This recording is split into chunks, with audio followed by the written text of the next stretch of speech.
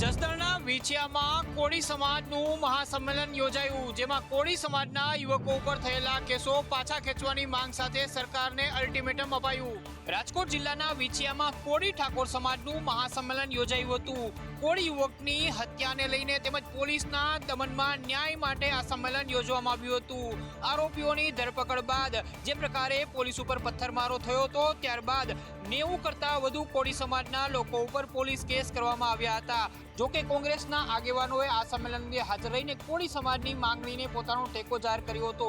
સાથે જ 1 મે સુધીમાં સરકાર કેસો પાછા ખેંચે એ પ્રકારનું અલ્ટિમેટમ પણ આપ્યું હતું. જો સરકાર કેસ પાછા નહીં ખેંચે તો 1 મે ગાંધીનગરની અંદર આંદોલન કરવાની ચીમકી પણ આપવામાં આવી છે. કોળી ઠાકોર સમાજના યોજાયેલા સંમેલનની અંદર સરકારને 1 મે સુધીનો સમય આપવામાં આવ્યો છે. સંમેલનની અંદર ગેનીબેન સહિતના અનેક અગ્રણીઓએ સરકાર ઉપર આકરા પ્રહાર કર્યા છે. આરટીઆઈ કરી તોડબાજી કરનાર લોકોની સામે સાંસદ મનસુખ વસાવાએ ગંભીર આક્ષેપો કર્યા છે. તેમણે કહ્યું કે આવા લોકો વિકાસના કામોને અટકાવી રહ્યા છે. લગભગ 22 કરોડ રૂપિયાના ખર્ચે રસ્તો મંજૂર થયો છે, પરંતુ કોઈક આરટીઆઈ એક્ટિવિસ્ટોએ ખોટી રીતના તપાસ માંગી છે. સરકારે રસ્તો મંજૂર કર્યો છે. ધારાસભ્ય રાજપીપળા દર્શનાબેન અને અમે એનું ખાતમુહૂર્ત કર્યું હતું ને એના પ્રમાણે જે મંજૂરી જે થઈ છે સરકારશ્રીની ગાઈડલાઇન મુજબ રસ્તાનું કામ ચાલુ છે. પરંતુ આરટીઆઈ એક્ટિવિસ્ટ જે બાબતમાં નાની અમથી બાબતમાં ફોરેસ્ટને લગતા કોઈ પ્રશ્નને લઈને એની તપાસ માંગી અને ફોરેસ્ટના લોકોએ પણ ઉતાવળની અંદર જે કામ અટકાવી દીધું, જેનાથી આજે રસ્તો બંધ છે. આરટીઆઈ કરીને તોડબાજી કરનારા મામલા છેલ્લા ઘણા સમયથી ગુજરાતમાંથી સામે આવી રહ્યા છે. ત્યારે સાંસદે આવા લોકોની સામે કડકમાં કડક કાર્યવાહી કરવામાં આવે તેવી માંગ કરી છે. ભાવનગરમાં પ્રધાનમંત્રી આવાસ યોજના હેઠળ ફાળવવામાં આવેલા આવાસો જર્જરિત થયા છે. માત્ર 3 વર્ષમાં જ આ આવાસો જર્જરિત થતા ભ્રષ્ટાચાર થયા હોવાના આક્ષેપ લાગી રહ્યા છે.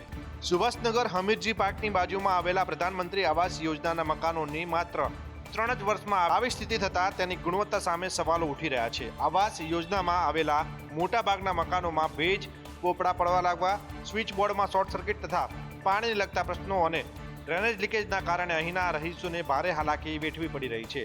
મધ્યમ અને ગરીબ વર્ગના લોકોએ મહા મહેનત અને મોટી આશા સાથે અહીં ઘર વસાવ્યું હતું, પરંતુ 3 વર્ષમાં જ આવી સ્થિતિ થતાં આવાસ યોજનાના રહીશો દ્વારા ઉગ્ર વિરોધ કરવામાં આવી રહ્યો છે.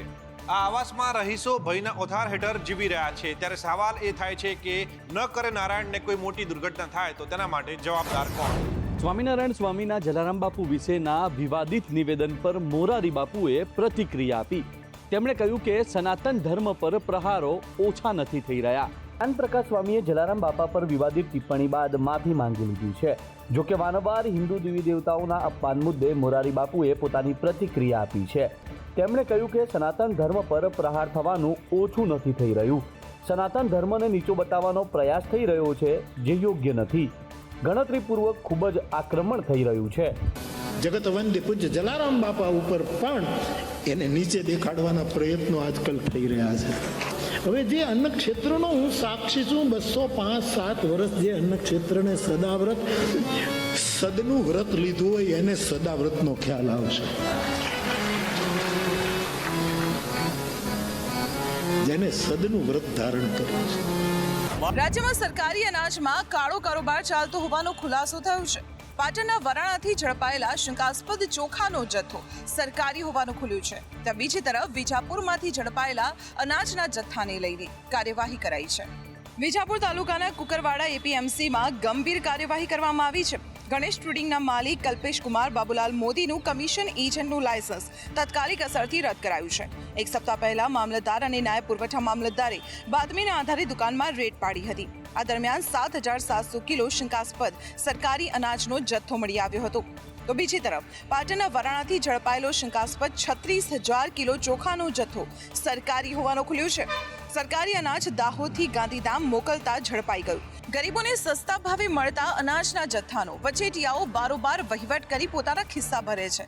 ત્યારે આવા ભ્રષ્ટ અધિકારીઓ સામે કાર્યવાહી થવી જોઈએ તે જરૂરી છે.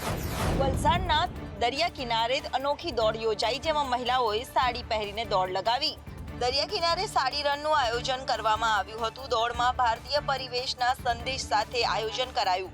રાજ્ય યોગ બોર્ડ અને વલસાડ નગરપાલિકા દ્વારા બોર્ડનું આયોજન કરવામાં આવ્યું હતું અને મોટી સંખ્યામાં મહિલાઓએ ઉત્સાહભેર ભાગ લીધો હતો.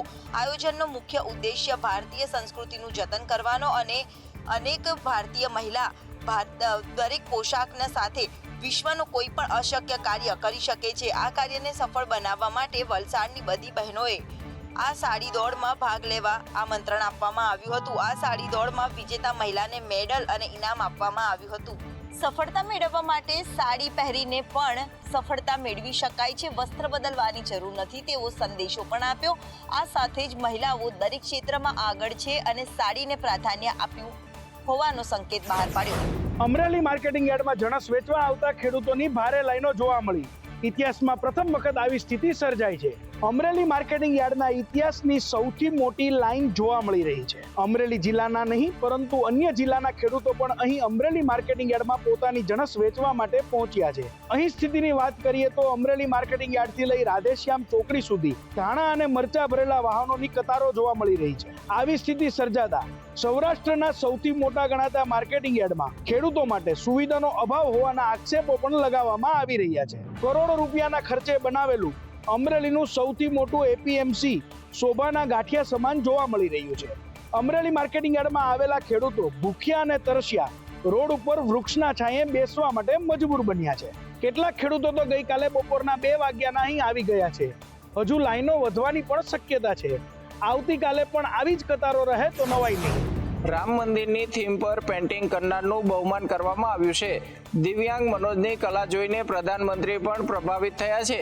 પ્રધાનમંત્રી નરેન્દ્ર મોદી સુરતના પ્રવાસે આવ્યા હતા. સુરતના યુવાને અયોધ્યાના રામ મંદિર પર પ્રધાનમંત્રીની બનાવવામાં આવેલી પેઇન્ટિંગથી પ્રધાનમંત્રી પ્રભાવિત થયા હતા. તેમણે દિવ્યાંગ યુવકને બોલાવીને પેઇન્ટિંગ ઉપર પોતાની સહી કરી હતી. એટલું જ નહીં પરંતુ પ્રધાનમંત્રીએ કાર્યક્રમ પૂર્ણ થયા બાદ દિવ્યાંગ યુવકની સાથે રૂબરૂ મુલાકાત કરી હતી. દિવ્યાંગની કલાને સુરત શહેર ભાજપે બિરદાવતા 1 લાખનો ચેક આપ્યો છે. અને એ પેઇન્ટિંગ અમે જ્યારે ડોમમાં લઈને ઊભા હતા અને સાહેબનું ધ્યાન પડ્યું તો સાહેબે જોઈને તરત પેઇન્ટિંગ મંગાવી, એના પર ઓટોગ્રાફ આપ્યા અને મને બહુ ખુશી થઈ.